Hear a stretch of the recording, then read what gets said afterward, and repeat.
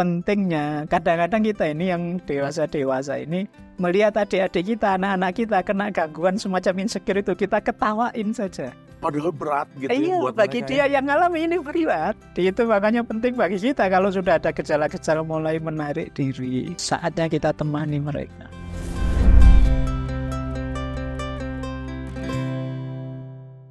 Kembali lagi di Dialog Positif Plus, masih bersama Mas Fahrudin Faiz. Mas, kita lanjut obrolan insecure.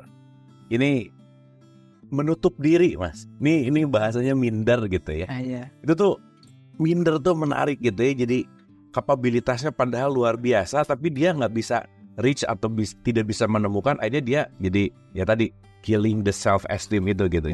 Gimana kira-kira minder, Mas? Iya, jadi ada orang yang buah dari pembandingan tadi, membaca keluar tadi, pada akhirnya kemudian dia merasa aku ini jelek, aku ini rendah, aku itu tidak bernilai, aku itu tidak ada gunanya dan lain sebagainya. Yang itu efeknya adalah masuk ke dalam dan sangat dalam. Dia tidak berani mengekspos dirinya keluar karena menganggap dirinya isinya jelek saja. Sebenarnya ada dua ciri, Mas Abu. Yang satu kayak tadi minder terlalu ke dalam, ada yang sangat keluar dalam arti kayak saya bilang tadi people pleaser. Dia mengubur dirinya habis-habisan, kemudian yang dia lakukan hanya yang menggembirakan orang lain saja. Dia tidak peduli dengan kenyamanannya, kebahagiaannya. Yang penting orang tidak tahu bahwa aku ini jelek, aku itu buruk. Terus dia menggembirakan orang saja.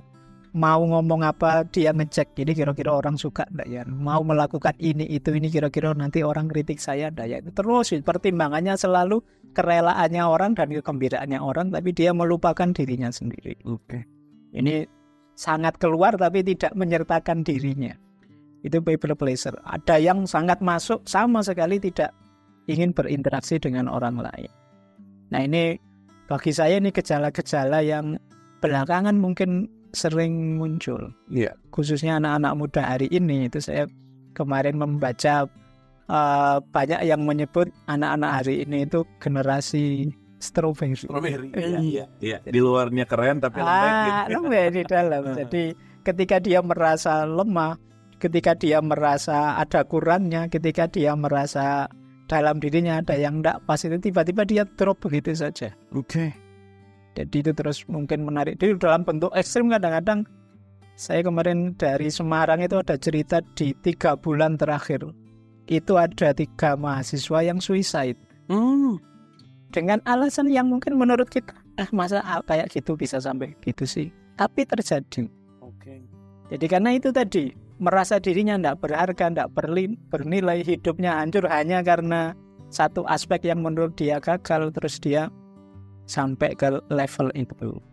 Makanya kelihatannya ini sekedar gangguan jiwa yang sedikit saja, insecurity. Tapi kalau kita tidak hati-hati, apalagi ketemu generasi strawberry ini, efeknya bisa tidak terduga. Itu pentingnya kadang-kadang kita ini yang dewasa-dewasa ini melihat adik-adik kita, anak-anak kita kena gangguan semacam insecure itu, kita ketawain saja. Padahal berat gitu iya, buat bagi dia yang ngalami ini berat. Bagi yang kena gejala insecure ini berat. Gelisah beneran dia, stres beneran, depresi beneran.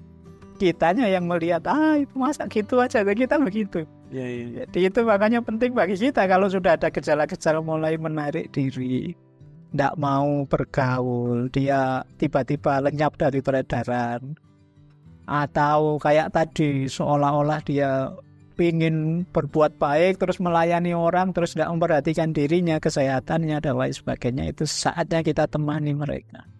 Benar. Ini apa, pendampingan tuh penting. Tapi by the way, jadi pengen tahu, Mas Faiz kan pengalaman sekali gitu ya, bukan pengalaman, maksudnya emang dosen gitu kan. Maksudnya bisa melihat sekarang yang terjadi gitu. Dari Mas Faiz mungkin 10 tahun yang lalu sampai sekarang, apa sih fluktuatif si generasi strawberry ini tuh betul-betul arise atau meningkat gitu, Mas Faiz, apa gimana? Jadi generasi strawberry ini sebenarnya generasi hebat, Mas Abu. Dia siap diajak maju, diajak pinter, diajak luar biasa karena dukungan teknologi. Mereka ini bisa apa saja.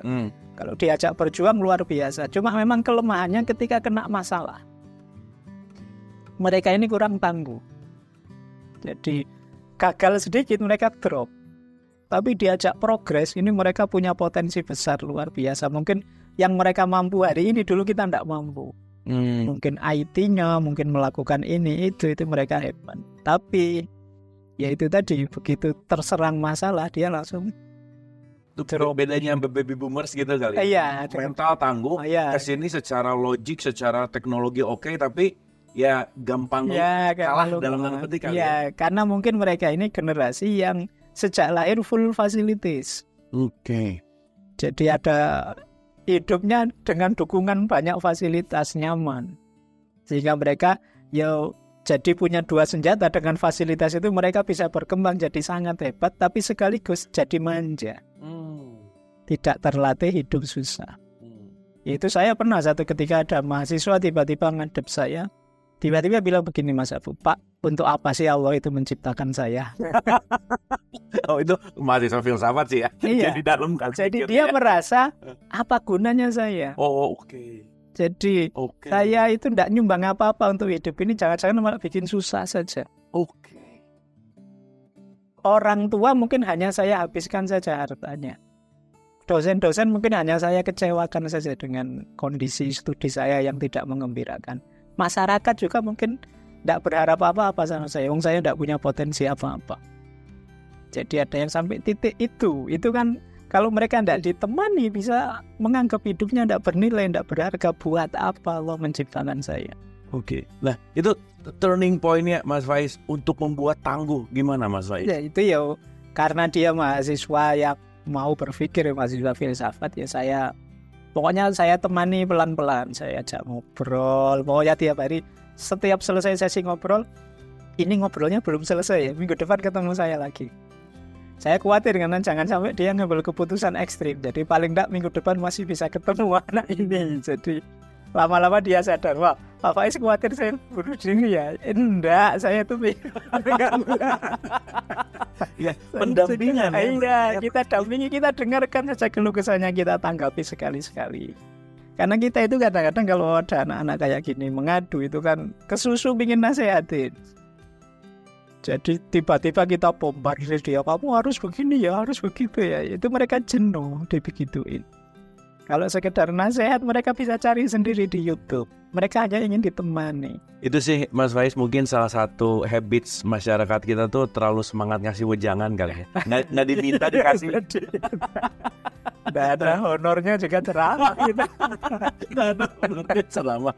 Woi, tadi waktu Mas Faiz bilang tentang mahasiswa yang sampai punya gitu jadi jelek banget gitu ya Mas Faiz. Maksudnya sampai berpikir bahwa saya ada tuh nothing yang sampai ya itu kan dahsyat dalam banget gitu ya. Dan itu pasti ada kaitannya sama self love gitu.